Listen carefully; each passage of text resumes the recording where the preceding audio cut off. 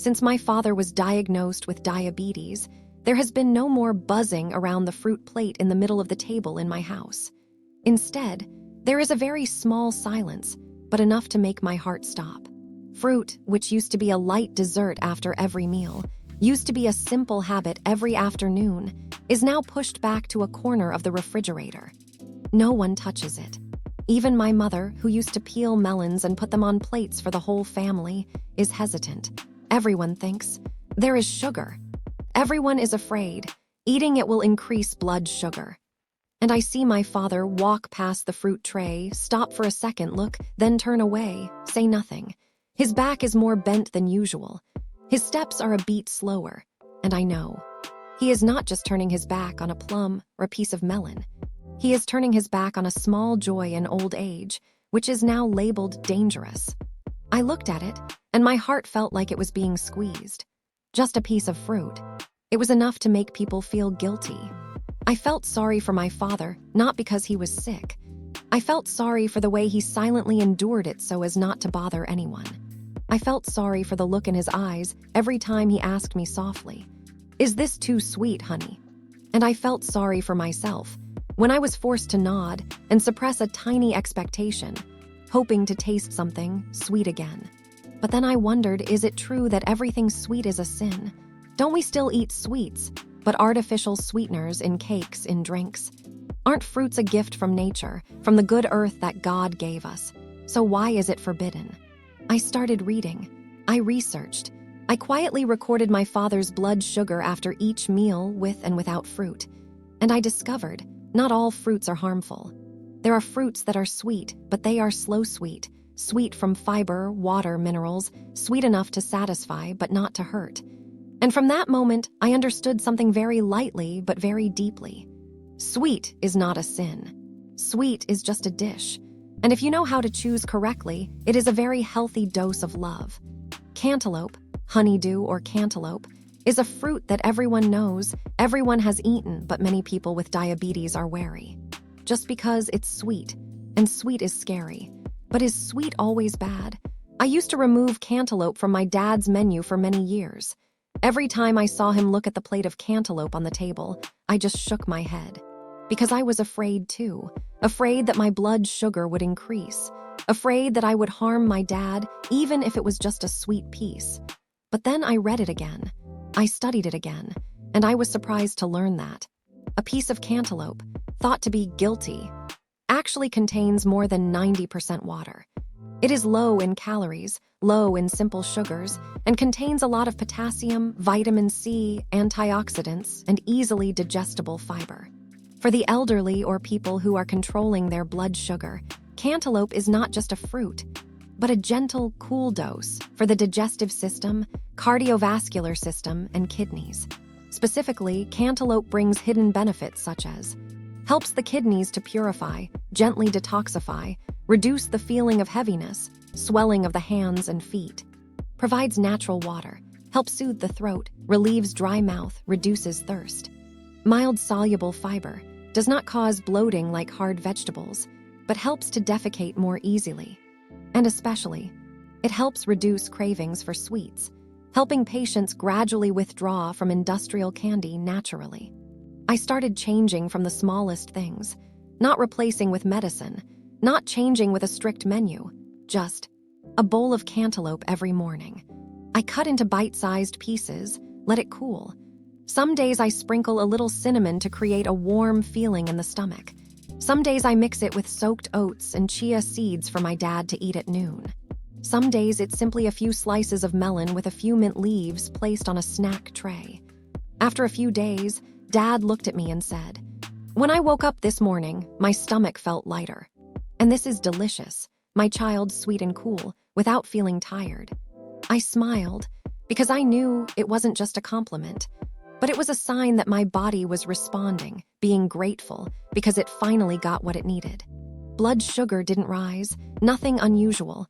Only one thing was clear: Dad slept better, he ate better.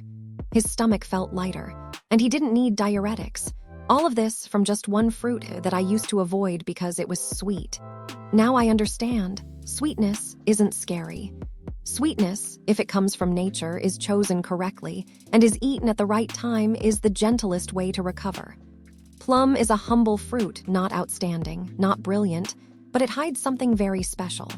It is small, soft, sweet, and sour, thought to be just a snack in hand. But for the elderly, especially those with diabetes, plum is a silent gift. It does not shout, "I am good for my health." But if you know how to listen to your body after eating a few pieces of plum, you will understand. Inside that tiny plum is a gentle support system for people who are tired because of irregular blood sugar. Soluble fiber helps slow down the absorption of sugar into the blood, limiting sudden increases in sugar after meals. Polyphenols and anthocyanins are powerful anti-inflammatory substances, help reduce joint pain, inflammation, and support more flexible joints. Magnesium plus potassium help muscles relax, reduce night cramps, improve gentle sleep. And more importantly, plums aid digestion, make the stomach lighter, especially for people who are prone to bloating, constipation like my dad. I don't force my dad to eat. I just put a few halved plums on the table, next to unsweetened yogurt. One day I grilled the plums with a little cinnamon, a little lemon juice, giving them a gentle aroma like a small roadside restaurant in Europe, then placed them on the white plate that my dad often used. No sugar, no honey, no sweetener, just plums, lemon, and care. Dad finished eating, leaned back in his chair, eyes half closed, then softly said, "This makes my stomach feel so light, son, and it doesn't make me sick." A very normal statement. But I understood Dad wasn't just talking about the stomach.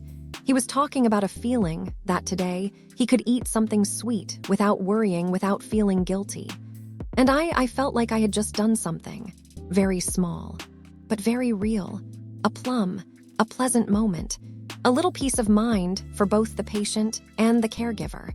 People with diabetes do not need to live their whole lives afraid to eat, not because they no longer have the right to enjoy, but because sometimes we, the caregivers, are too afraid for them, afraid of increasing blood sugar, afraid of complications, afraid that a piece of fruit will upset all the indicators.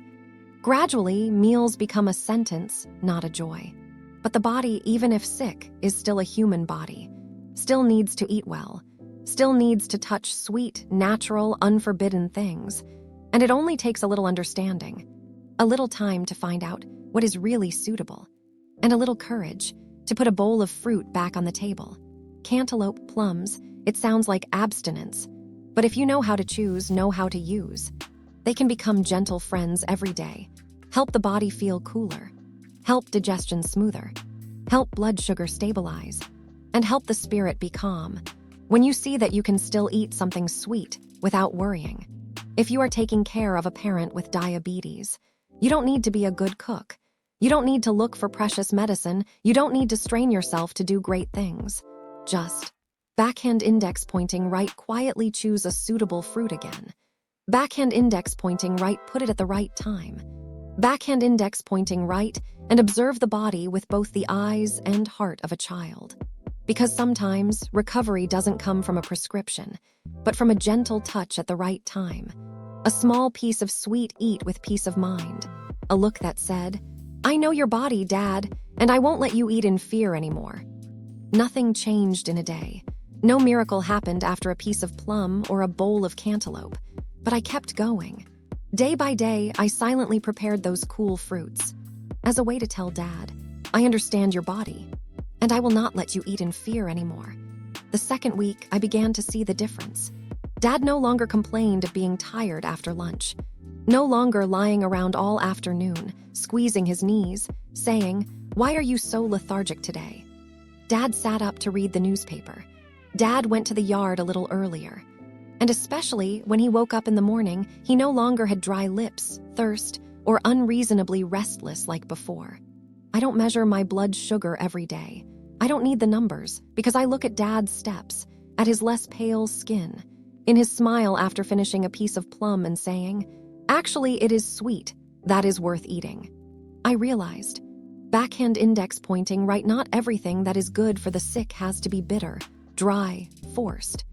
Backhand index pointing right, and not all changes come from medicine or hospital fees. There are recoveries from a ripe fruit at the right time, a gentleness at the right time. After all, I realized this. People with diabetes don't need to be deprived of all the sweet things in life. They just need someone who understands what their body needs and doesn't need. No expensive food. No perfect portion size like in a book. Just a bowl of fruit at the right time, not too much, not forced, but chosen with observation and love. Cool cantaloupe every morning. Sweet grilled plums every afternoon. I don't think it's a cure. I think it's my way of keeping a part of normal life for my dad while still quietly protecting his health. If you're also caring for a parent or relative with diabetes, don't be so quick to give up all the sweet things. Choose again, be a little more subtle, and be persistent even with just a small piece of fruit. Because maybe what parents need is not absolute abstinence, but to eat safely with knowledge and someone to silently watch over. Leave a comment if you have tried to change like me, or share this video as a way to tell the world. Fruit is not a sin. Only the right way to eat and the right person to choose is the gentlest medicine for your loved ones.